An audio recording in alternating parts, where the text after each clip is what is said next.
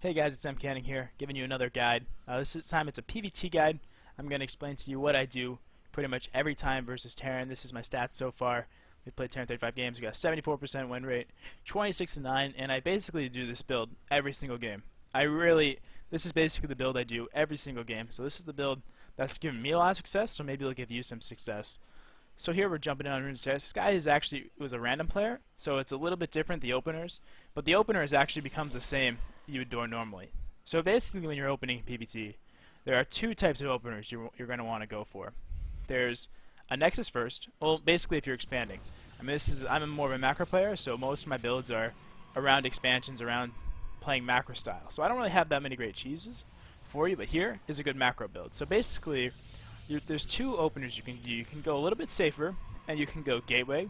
You can take your gas. You can go Cybernetics Core.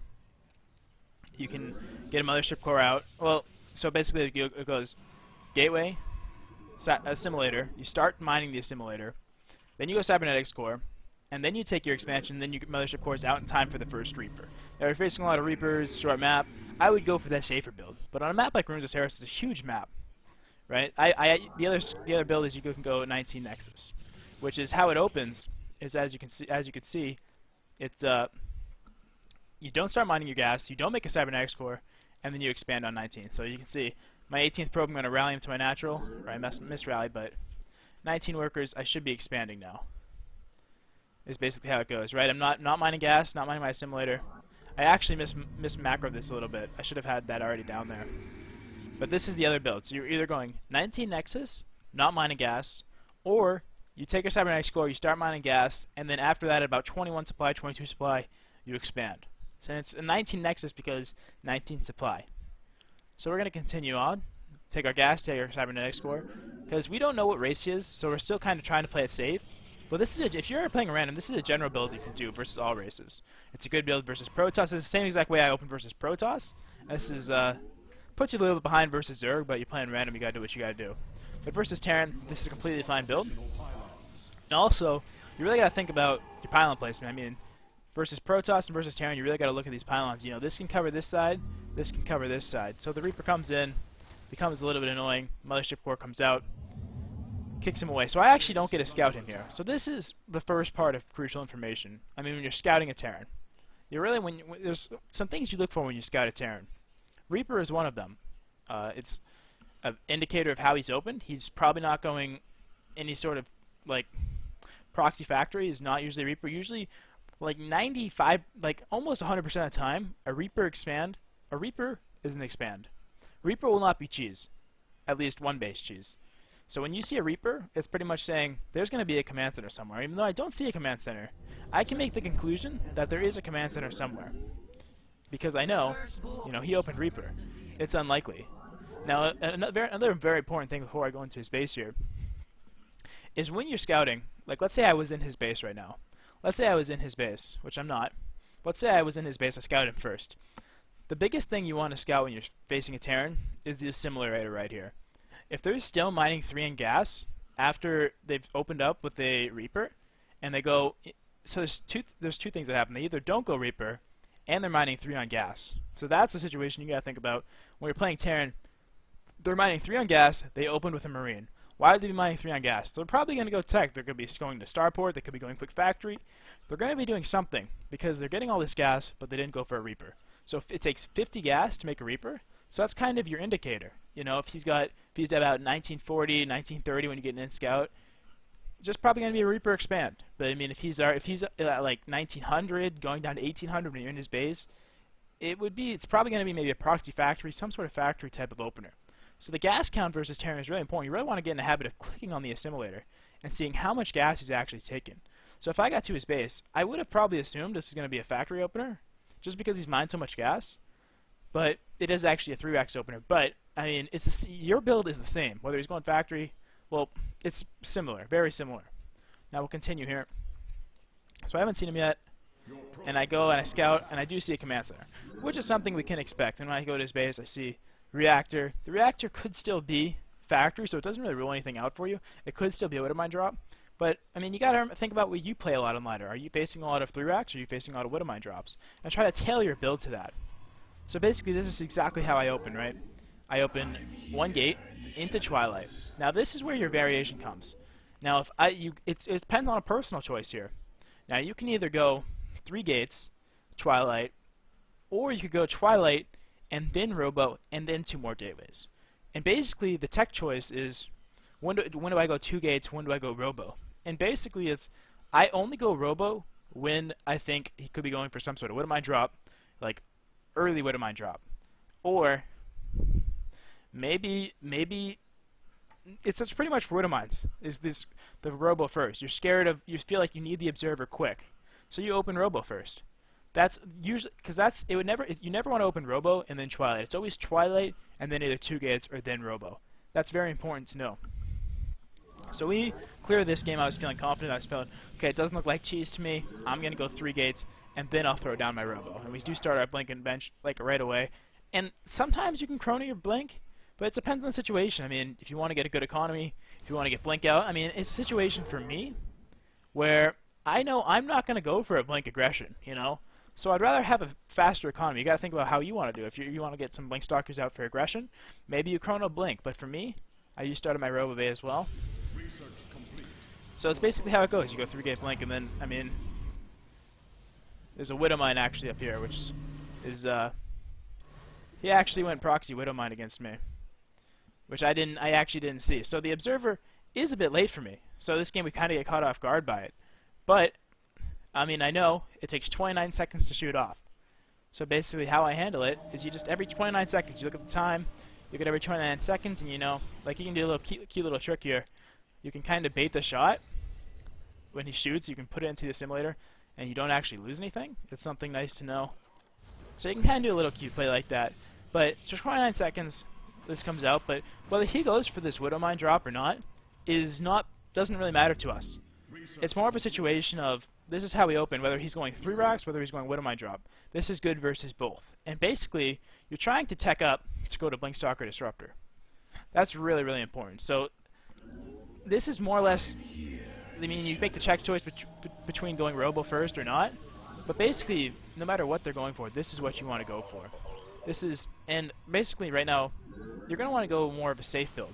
I mean, especially in a lot of lower leagues, this is a strong build. You could turn, you open 3 gates, you could turn this into 3 gates, into 5 gates, into Disruptor. You could go Blink Stalker Disruptor on 2 base before you go for a 3rd base. There's no need to rush it. I do eventually get a Forge. I don't usually go double Forge, and I also, another thing is like, what do you go for an upgrade? You know, let's say you go 1 Forge. How do you know what to go? Is it armor or is it attack? And basically, right now, the meta is more shifted toward an attack upgrade, I'm quite sure.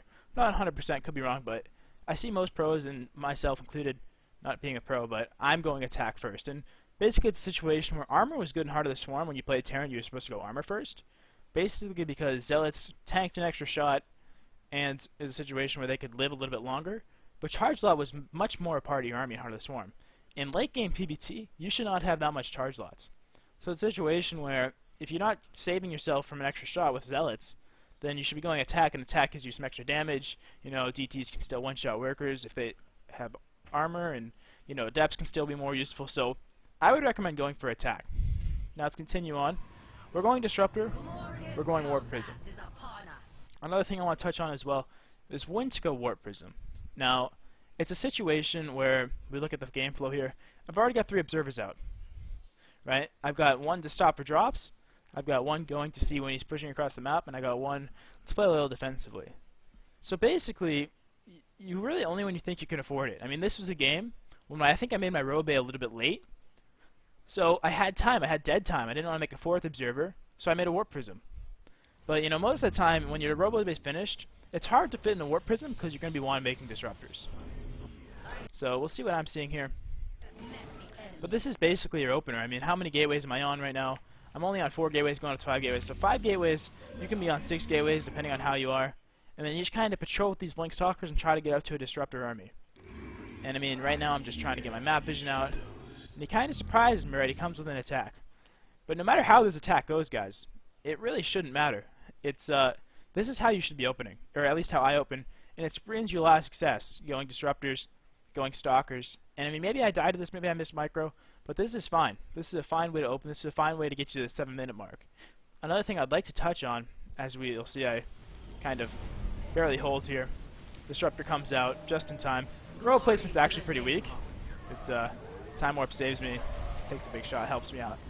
But basically, your composition should be Blink Stalker, Disruptor, Adepts. Eventually, you want to be throwing in Adepts into your late game army. It's actually one of the strongest things you want to throw in. So your composition should really add Adepts, and really, that's kind of what you want. Adepts, Blink Stalker, Disruptors. So now I'm going to take my expansion. But I mean, I'm feeling okay. I mean, I lost my third. I get him to cancel his third. But it's a situation where, you know, you kind of trade army, and I have such a mobile army, I can try to push him as well. And you got to think about it like that. Like, do I want to trade my third? Am I okay giving him my third? Though? Yes, I am, because we traded most of his army. So, I mean, another thing I want to talk about as well is dealing with drops. And, I mean, Doom drops can be very tough. Some maps can be harder than others. This map's actually not so bad. But basically, the way, as I'm getting attacked again, you want to deal with drops is you'll see it happen later game, as I lost my Mothership Core and haven't remade it, which is a mistake. You always want to have a Mothership Core. Is a bunch of pylons. Really, just have a lot of pylons here. Or in spots, you know, if you see them dropping your natural, maybe 3 pylons here, a pylon here, and your Mothership Core patrolling. A lot of the times, you don't actually want your Mothership Core with your army, because she can fend off Doom drops. She really can. You'll see it happen later, but Mothership Core, I made her now. In your base with pylons, one of the best ways to deal with Doom drops, and it makes you really, really safe. That's something I'd like to touch on. So this is just basically my composition, right? We see 11 Stalkers, 8 Adepts, 2 Disruptors. I mean, I don't have a third base yet, right? 9 minutes in, he's stopped it a couple times. That's just how games go. Sometimes they're more aggressive than other times.